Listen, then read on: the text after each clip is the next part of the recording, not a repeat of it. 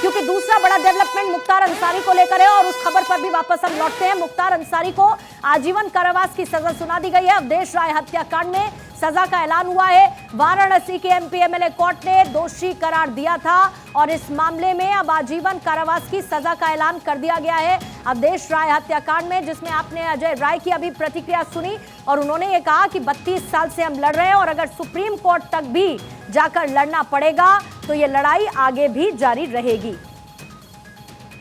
ये 32 साल की लड़ाई जो मैंने अपने सभी साथियों, परिवार और अपने वकील, हमारे जो लोग, सभी लोगों ने मिलकर जो ये लड़ाई लड़ी, उस लड़ाई में आज बाबा विश्वनाथ की कृपा से हम लोगों को विजय मिली है और ऐसे दुर्दांत अपराधी को माननीय न्यायालय ने आजीवन कारावास की सजा सुनाई। हम लोगों के जीवन का 32 साल से जिसका इंतजार कर रहे थे, आप 32 साल के बाद ये फैसला आया है तो अब इसका आप समझ सकते हैं कि हमारा, हम है और मेरा परिवार और हमारे बड़े भाई की बिटिया अवधेश भैया की, सभी लोग बहुत ही न्यायपालिका का शुक्रगुजार हैं। सब लोग धन्यवाद दें।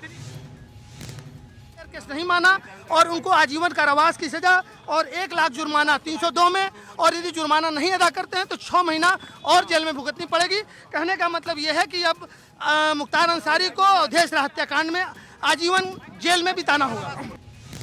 तो देखिए, बीते 9 महीने में ऐसे 5 मामले रहे हैं जिसमें मुख्तार अंसारी को सजा का ऐलान किया गया, लेकिन आज जिस बात का फैसला आया है अवधेश राय हत्याकांड, इसमें मैक्सिमम पनिशमेंट आजीवन कारावास का ऐलान वाराणसी की एमपी एमएलए कोर्ट की तरफ से किया गया। इससे पहले जेलर को धमकाने में 7 साल के कारावास की सजा का ऐलान मुख्तार अंसारी को लेकर हो चुका है। 23 साल पुराने केस में 5 साल की सजा का ऐलान हो चुका है। जो तीसरी सजा मुख्तार अंसारी को हुई है उसमें 10 साल की सजा का ऐलान हो चुका है। गाजीपुर में 2 गैंगस्टर केस में सजा का ऐलान किया गया है। 10-10 साल का कारावास, 5 लाख का जुर्माना भी लगाया गया है। और इसी तरीके से अब ये छठा मामला, ये छठा केस अवधेश राय हत्याकांड का, जिसमें आजीवन कारावास की सजा सुनाई गई है मुख्तार अंसारी को। और सीधा चलेंगे न्यूज रूम। अमित भी लगातार हमारे साथ बने हुए हैं। अमित, अब से थोड़ी देर पहले हम इसी बात का जिक्र कर रहे थे कि किस तरीके से बचने की कोशिश, लेकिन अजय राय को जब हमने सुना, इससे पहले भी उन्होंने कहा था कि सरकारें आई, सरकारें गई, हम लड़ते रहे हैं और लड़ते रहेंगे। और आज एक बार फिर से उसी बात को उन्होंने दोहराया कि 32 साल से अगर हम लड़ रहे हैं, सुप्रीम कोर्ट भी जाता है मामला, तो ये हमारी लड़ाई जारी रहेगी।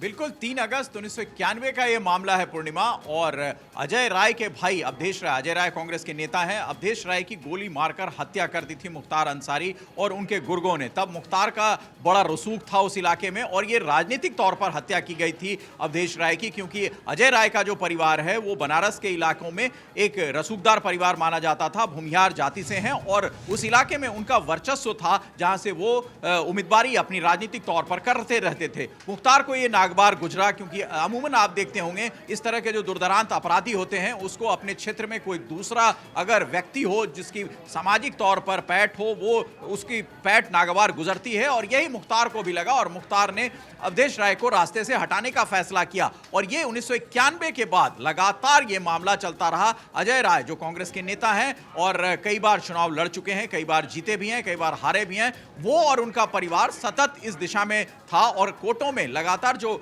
गवाही हाजिरी होती थी उस पर वो मौजूद रहता था। आज उसके परिवार को एक बड़ी राहत मिली है और मुख्तार जो बांदा जेल में बंद था लगभग 1 साल से, उसको सजा मिली है। तो एक तरीके से ये जो बनारस और उत्तर प्रदेश की, पूर्वी उत्तर प्रदेश की राजनीति है उसमें मुख्तार का एक बड़ा वर्चस्व रहा था। खासतौर से हरिशंकर तिवारी से उसके कई बार आमने सामने की लड़ाइयां भी हुई थी और वो एक 2 पक्ष, 2 जातियां, 2 धर्म की लड़ाई के में उसको तब्दील करने की कोशिश मुख्तार हमेशा करता था, क्योंकि मुख्तार का जो रसूख है वो गाजीपुर के इलाके में बहुत माना जाता था। और जैसा मैंने पहले भी जिक्र किया कि उस इलाके में कोई बड़ा कॉन्ट्रैक्ट होता था पूर्णिमा, तो उसमें मुख्तार की भागीदारी होती थी, मुख्तार उसमें शामिल रहता था और इसी वजह से उसके पास अकूत धन भी आया। उसको तमाम चीजों को लेकर वो एक बाहुबली अपराधी बना और बाद में वो एक संत के तौर पर, सुधारक के तौर पर भी अपने आप को पेश करने लगा। यानी मसलन गरीब लड़कियों की शादी होती है तो मुख्तार उसमें कुछ ज़कात देता, दान देता, ये भी चेहरा उसने पेश करने की कोशिश की, उसको ताबीजें देने भी पेश की। लगभग 60 से ज्यादा मुकदमे इसी मुख्तार अंसारी पर, जिसमें ये छठे केस में सजा का ऐलान। अमित, मैं लौटती हूँ आपके पास।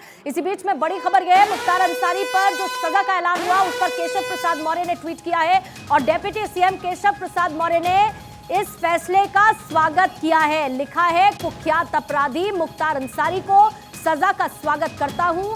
सजा बीजेपी सरकार में ठोस पैरवी का नतीजा है।